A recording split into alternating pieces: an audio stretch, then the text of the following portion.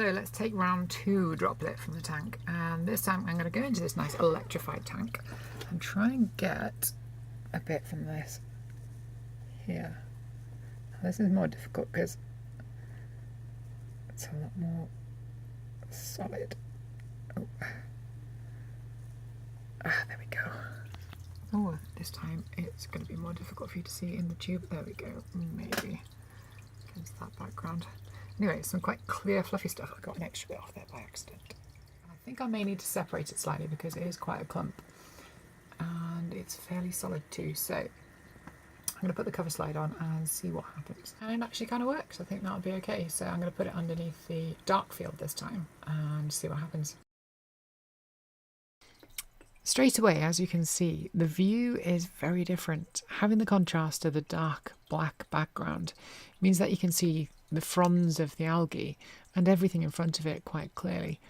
And in amongst the algae you can see something moving, this wriggling mass, and I'm not sure what that is because I didn't quite get to it, but I think it's quite a large worm.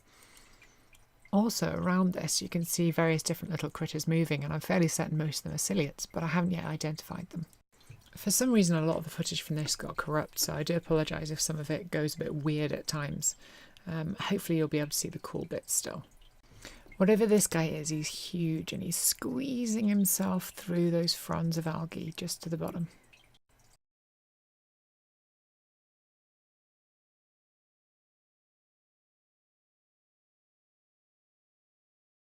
Here you can see another one of these pretty large critters squeezing his way through the biggest chunk of the algae.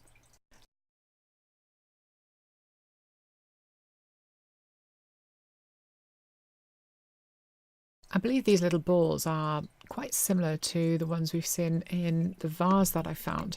I think they're spores for the algae itself.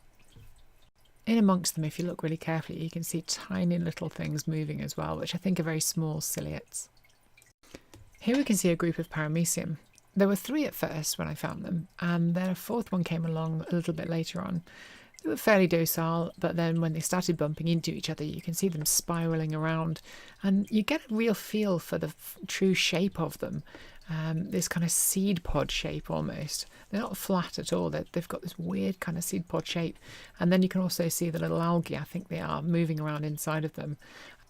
I'm not 100% that these are the same kind of paramecium that I've seen beforehand because they look so different in the Darkfield to how they do when you're looking through them. So I'm going to have to take maybe another sample of this particular white fungus, white algae, and have a look at these critters again. Next time by looking straight through them with the light.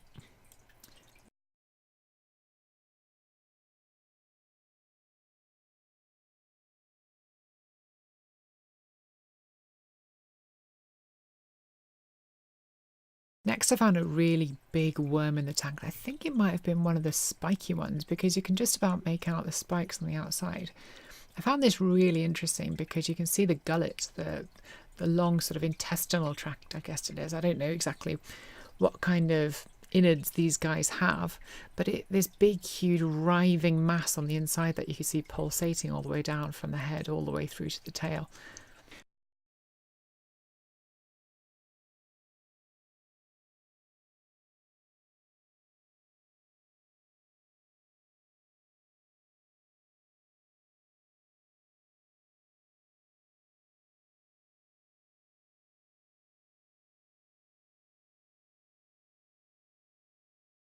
I had a very close look at its head as well to see if I could see any more inside there, and this is the highest magnification that I went up to. You can kind of make something out, but it's not fantastic, so I probably won't use that magnification again.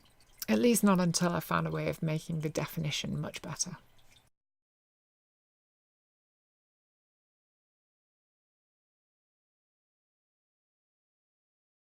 I also found another worm moving around, which was moving along this kind of branch of algae, which looked quite cool, and a tiny little almost ladybug-like thing.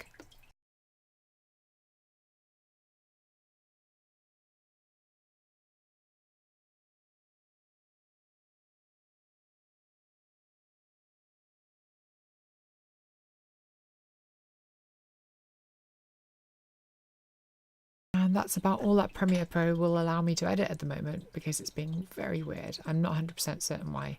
I'm going to try recording some more tomorrow and see what happens. But until then, I'll see you next time.